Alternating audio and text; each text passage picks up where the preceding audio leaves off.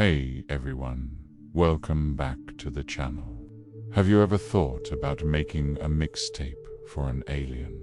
It sounds like a sci-fi movie plot, right?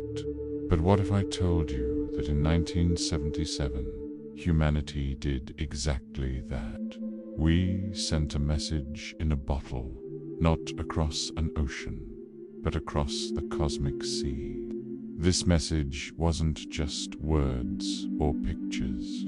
It was a symphony, a heartbeat, a collection of sounds we called the Voyager Golden Record. Today, we're going to listen to the story behind the most ambitious mixtape ever created. Humanity's Song to the Cosmos.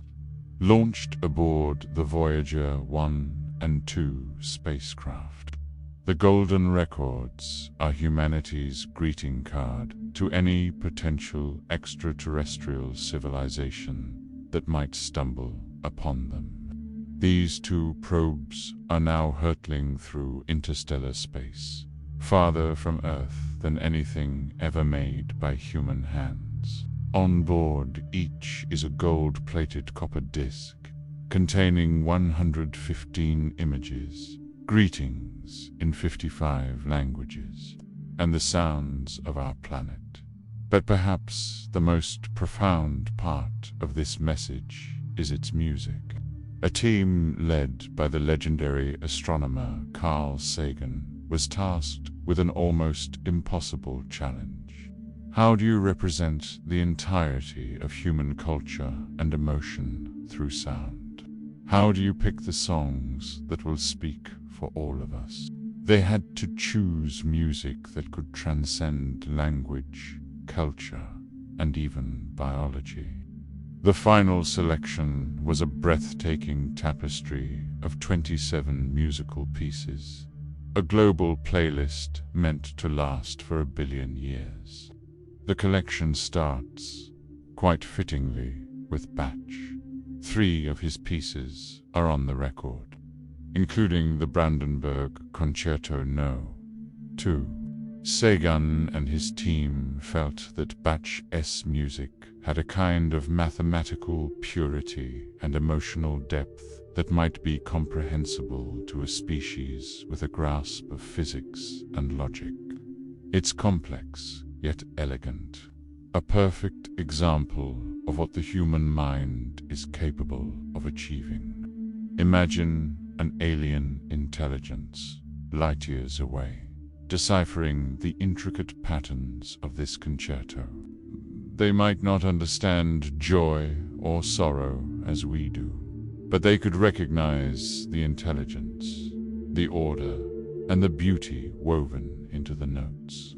It's a handshake across the void, offered through the language of mathematics and art.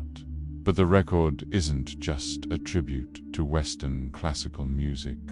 It was crucial for the team to show the rich diversity of human expression. The playlist journeys across the globe. You can hear the soaring melodies of Peruvian panpipes and drums, a traditional song that feels as ancient and enduring as the mountains it came from. There's a piece from Senegal, showcasing the percussive complexity of African drumming, a sound that connects directly to the rhythm of the human heartbeat. Then, you might hear a wedding song from the Zuni people of North America, a celebration of community and love that feels universal. One of the most moving selections is a piece called Flowing Streams, played on the guqin, an ancient Chinese stringed instrument. Its gentle, meditative tones evoke a sense of peace and introspection. It's a sound that doesn't demand attention, but invites quiet contemplation. The team chose it because it represented the human capacity for inner reflection, for finding tranquility amidst the chaos of existence. It's a song that speaks of our connection to nature and our own inner world. And then there's the blues. The record includes Dark Was the Night, Cold Was the Ground by Blind Willie Johnson. This track has no words, just Johnson's haunting slide guitar and humming. It's a sound filled with profound sadness, struggle, and a deep sense of human loneliness. But it's also incredibly beautiful. Musician and writer Timothy Ferris, who worked on the record, described it as expressing a loneliness that occurs in a moment when you're refaced with a situation you can't possibly handle. It was a brave choice.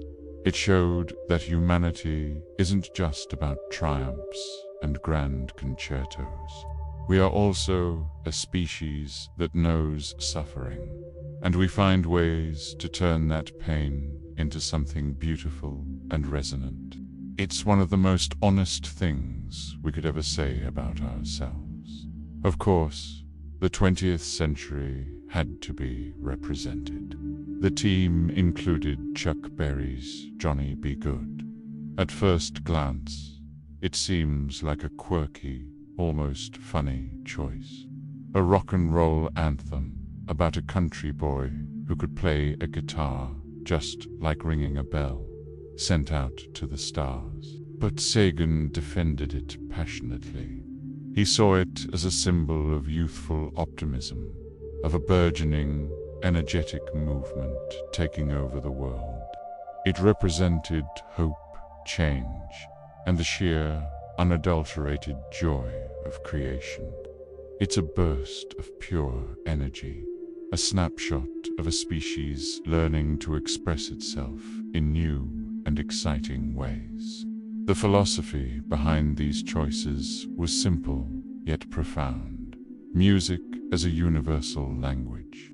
While an alien species might not understand the cultural context of a Bach concerto or a Zuni ritual, they might feel the emotion encoded within the sound waves. They could perceive the rhythm, the harmony, the rise and fall of the melody. Carl Sagan believed that music was one of humanity's purest forms of expression, a direct line to our emotional core. It's how we celebrate, how we mourn, how we love, and how we hope. It's the closest thing we have to a shared global language. Think about it. The golden record is a profound act of optimism. The chances of it ever being found are infinitesimally small. The Voyager probes are tiny specks in an unimaginably vast galaxy. And even if they were found, would the finders be able to play the record? Would they understand our intentions? We don't know. We can't know. But that's not the point. The point is that we tried. A small group of people, in a fleeting moment in cosmic history, decided to reach out. They believed that our story, our music, was worth sharing. It's a peaceful thought, isn't it? Right now, as you're listening to this, those records are gliding through the silence between the stars.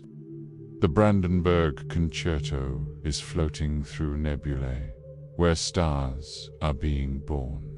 The melancholic hum of Blind Willie Johnson is passing through cosmic dust, older than our sun. The joyful energy of Johnny Be Good is traveling into the great unknown dark.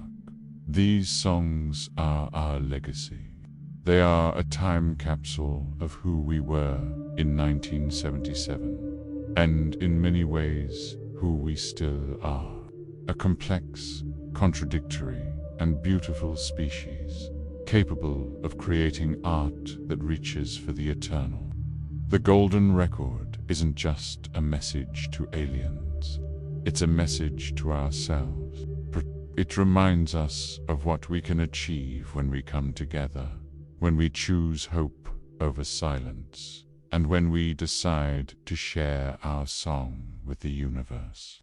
It's a reminder that on this small, pale blue dot, we have created something truly worth listening to.